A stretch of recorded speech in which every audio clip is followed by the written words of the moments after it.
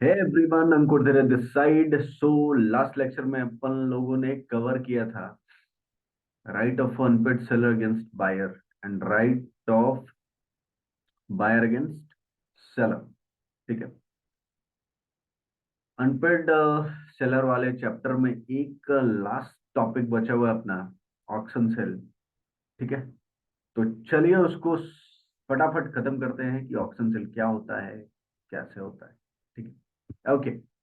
So here we are.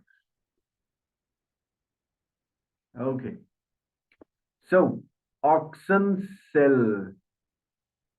ओरे बाबा, auction sale क्या? देखो होता क्या है।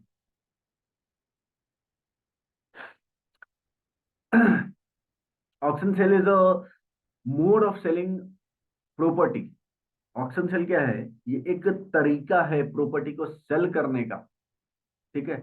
और इसमें पब्लिक को इनवाइट किया जाता है बिड करने के लिए। क्या करने के लिए? बोली लगाने के लिए, बिड करने के लिए, बिड करने के लिए, बिड करने के लिए, यानी बोली लगाने के लिए। और जो सबसे ज्यादा बोली लगाता है, सामान उसको सोल्ड होता है। क्लियर है? हाँ जी, क्लियर है। अब सुनो। जनरली ऑक्शन सेल होता कब है? कोर्ट ऑर्डर करती है सबसे पहले। ऑक्शन सेल करने के लिए कौन ऑर्डर करता है? कोर्ट ऑर्डर करता है। और कोर्ट साथ ही साथ एक ऑक्शनर अपॉइंट करता है। साथ ही साथ कोर्ट एक ऑक्शनर अपॉइंट करता है कि वो प्रॉपर्टी को सेल करवाएगा।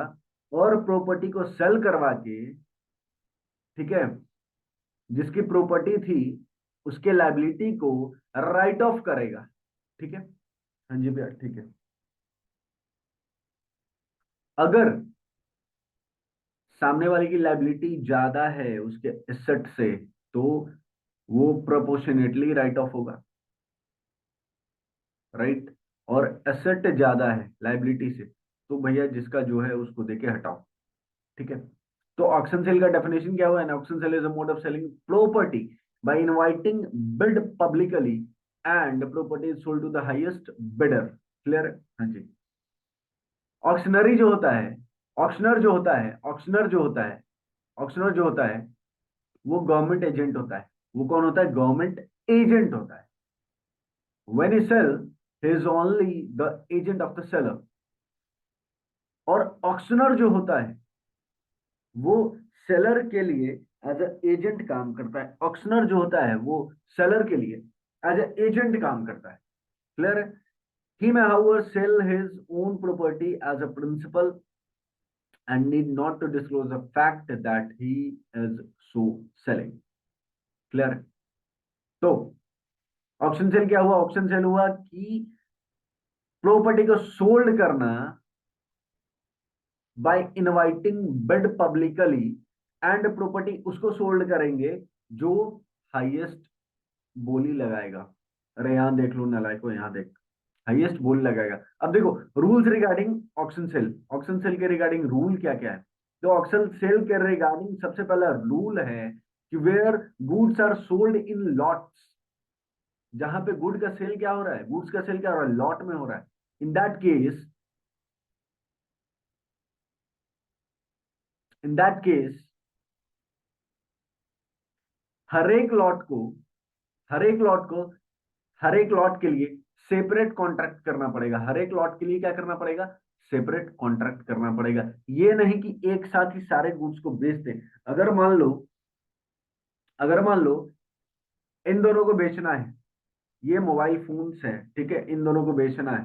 ठीक है। मैंने बोला ये एक लॉट है, इसको बेचना है। ये एक लॉट है, इसको बेचना है। अब ऑक्शनर क्या करेगा? ऑक्शनर ये करेगा, इसकी बोली अलग लगाएगा, इसकी बोली अलग लगाएगा। यानी कि दोनों को सेपरेटली बेचेगा, ना कि कंबाइंडली या इंक्लूसिवली। क्लियर है? हाँ जी भैया, क्लियर है। Now completion of contract of cell.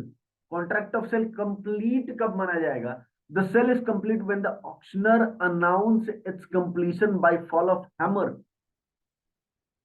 or in any other customary manner, and until such announcement is made, any bidder may retract from his bid। सुनना, ऑक्शन सेल कंप्लीट कब माना जाएगा?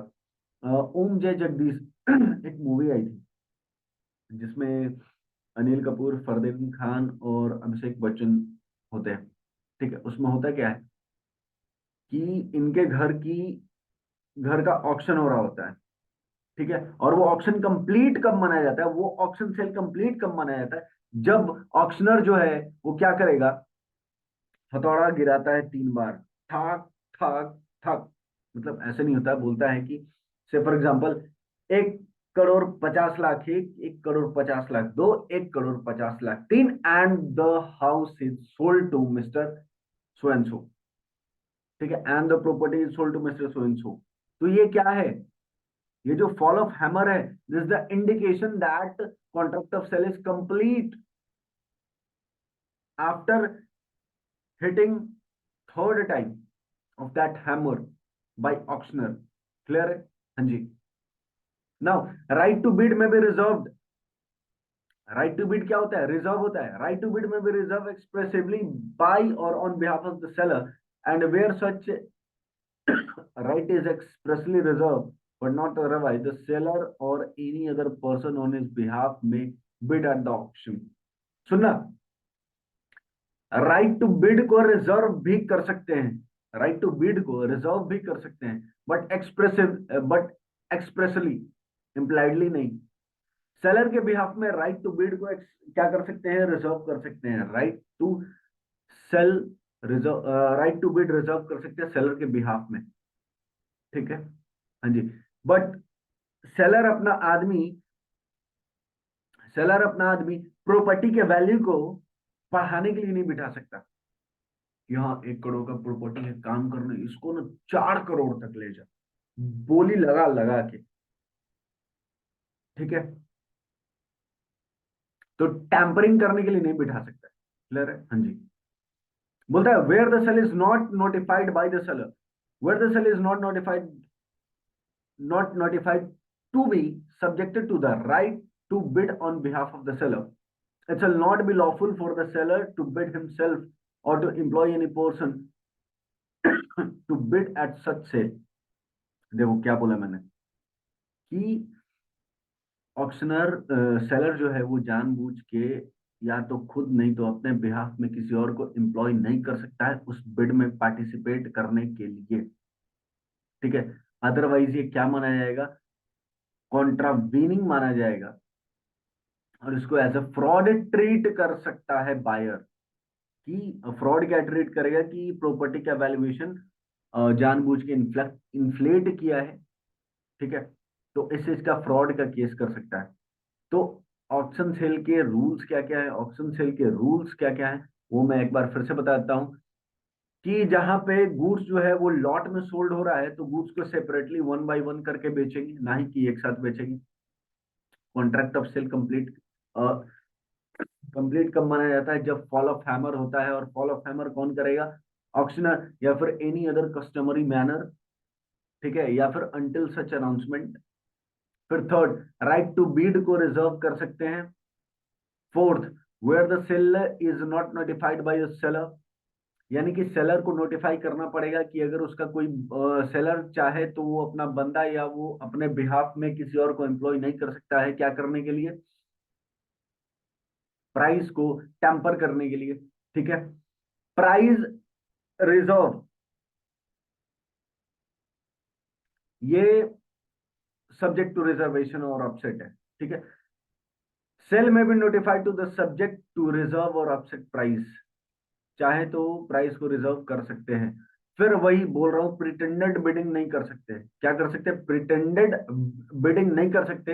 Otherwise अगर pretended bidding होता है तो ये seller के ऑप्शन पे वॉइडेबल होगा, ये सेलर के ऑप्शन पे क्या होगा, वॉइडेबल होगा। तो प्रिटेंडेड बिडिंग नहीं कर सकते हैं। फिर लास्ट टॉपिक है इंक्लूजन ऑफ इंक्रीज और decrease in taxes in contract of cell.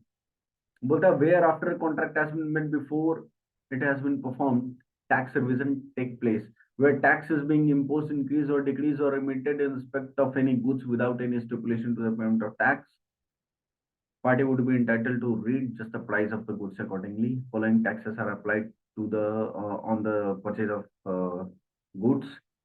देखो, पर गुड सोल्ड हो रहा है भैया, तो उसमें कस्टम ड्यूटी, एक्साइज ड्यूटी या जीएसटी उसमें लगेगा ही लगेगा, जिसकी वजह से प्राइस में इंक्रीज हो सकता है। ठीक है, तो कॉन्ट्रैक्ट ऑफ सेल के टाइम ही बायर और सेलर को ये बैठ के म्यूचुअली डिसाइड कर लेना पड़ेगा कि प्राइस जो है, टैक्स जो है वो प्राइस में इंक्लूसिव है या नहीं। इंक्लूसिव है तो प्राइस वही रहेगा, इंक्लूसिव नहीं है तो प्राइस क्या होगा, बढ़ेगा। ठीक है, तो दैट्स इट, इतना ही कॉन्सेप्ट था अनपेड सेलर वाले चैप्टर में, राइट। इसके बाद फिर हम लोग मिलेंगे नेक्स्ट क्लास में, तब तक के लिए टाटा बाय बाय। अगर आपने चैनल अब तक सब्सक्राइब नहीं किया तो चैनल को सब्सक्राइब करो, बेल आइकन हिट करो ताकि आपको अपडेट मिलता रहे। फिर मैं मिलता हूं आपको किसी वीडियो में, तब तक के लिए tata bye bye, love you guys, bye.